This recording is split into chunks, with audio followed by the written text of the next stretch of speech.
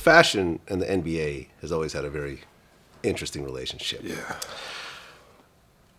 I remember Iverson seemed to be the reason why the NBA actually started changing its rules about how players dress off court, like in the sideline, on the bench and so forth.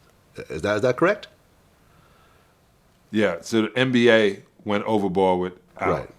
Right. When he started having the cornrows and the chains and the it wasn't the cornrow. It was the baggy do-rag. jeans, It was the do-rags. chains, and it was the pistol in the two-seater car. It was one thing. Right. The tattoos Yes.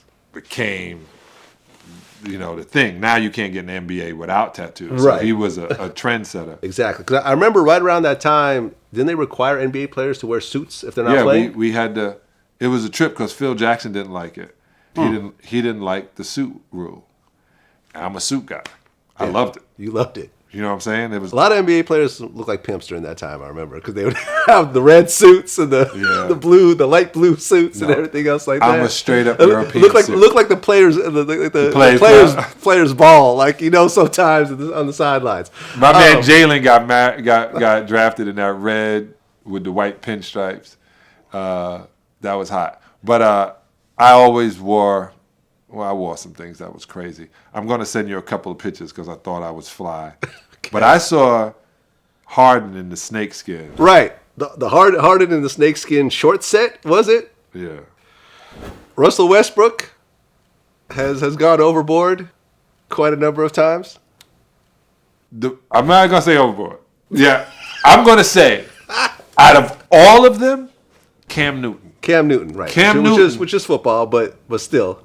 Yeah, you said, you was talking about just athletes. Yeah, we could talk about athletes, though. Cam Newton is light years. He is like Luke Skywalker, light years ahead in his fashion.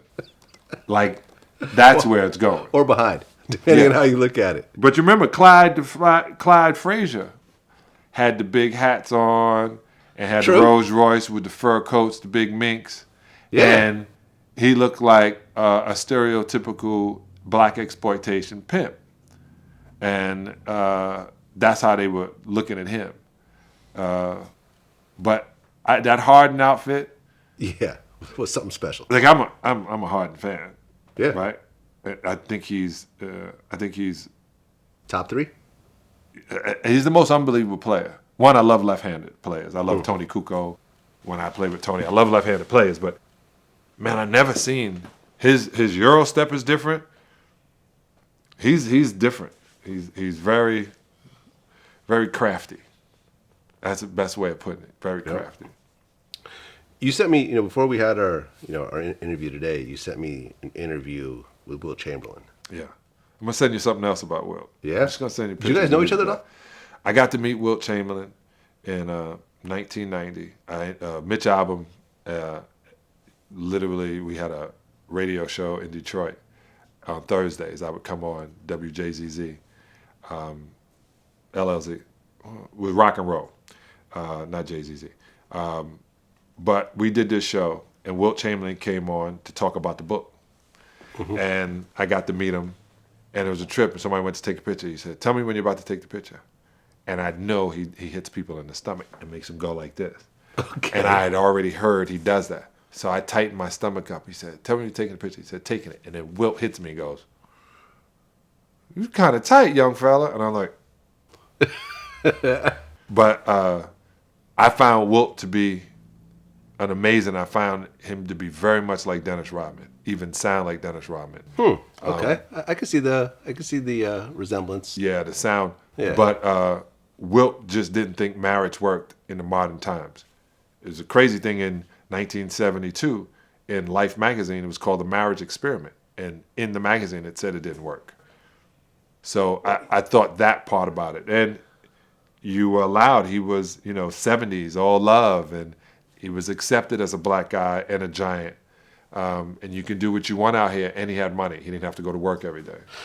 Yeah, well, he claimed that he slept with 20,000 women. Yeah, he didn't say he had sex with them. He just slept with them. Right. It's interesting. I had... I did that. That's the time I interviewed him. Yeah, I mean, I remember I interviewed this porn star, TT Boy. who claimed that he slept with 10,000 women, and he actually broke it down. Let's just say 100 girls a let's month. just say just what 60 or 70 girls a month, just to make it even lower than the truth. Real low, you know what I mean? Way lower than the truth. Okay, so let's say 60 girls a month. 720, right? Times 12. Right, and how many years I've been in the business? So that could put me at 15,000 or more. At that rate, you'd be at 19,440 girls. Right. And, you know, in my office, after I stopped being a regular performer, you know, I ran my company. And in my office, in my lobby, sometimes there's 20 to 30 girls every day waiting to get in to see me so they could get some work. The guy with AIDS had been in 1,700 movies. The guy who supposedly, Michael Williams, I think is, or Mark Williams, who they had gotten down to that one. I saw it on the documentary, like I said, on Showtime. Ron Jeremy, and they got it down that he was in 1,710 or 1,720 movies. So if you're in 1,700 movies and you're having 3 sex scenes in those movies. Yeah, no, that's pretty much how he broke it down. Yeah. You know, do you believe the 20,000 women story? That's a lot, man. You're just fucking. That's a lot. Yeah. That's a lot. That's a lot. Yeah. You know, I mean, because I mean, it's very interesting. You see this. You know, you definitely see it in music, where you have so much access to beautiful women that so many men just don't settle down at all. Okay, the word settle down. They don't get married. Yeah. You know, and that interview was really interesting because he basically said he's never been hurt by a woman. Well, he said they asked him, he said, yeah, you know, I've been at this point. There's a lot left in that question, too. And I'm going to send you a picture of Wilt and his outfits. You're going to flip out. Oh, yeah.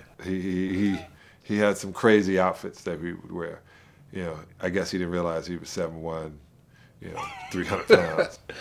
Yeah, I'd never actually heard an interview until you sent that to me. Yeah. I wanted you to see it because really insightful guy, man. Yeah. Really, like, you know, just his approach to everything. And he was also, I guess, a Republican. And, you know, he was complex in his thinking. Almost like, I mean, I don't want to compare to anybody, but I was just saying, like, he definitely was a different type of thinker, you know, where he would just drive cross country by himself. Mm-hmm. And stuff that you don't really see human beings doing. Right. He had a heart attack in his sleep, and they said the blockage was here, which most big people, or most people that have a heart attack, it comes from a blockage here. They can't get the blood. You either have a stroke or a heart attack. So driving across country wasn't a smart thing to do when your body is so long. I wanted you to see that interview because Roy Firestone blessed me by I used to love the show, and he put me on like you did. And I wanted you to see his delivery and how he would, like now, you know, he does his comedy and his one-man show. But I remember you used to want to be on Roy's show, like people want to be on your show.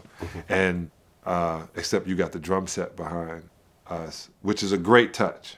Great touch. I always want to see it move, though. I want to just see the cymbal just one day move and be like, what happened? What happened? Someone just jumped up from behind. Yeah.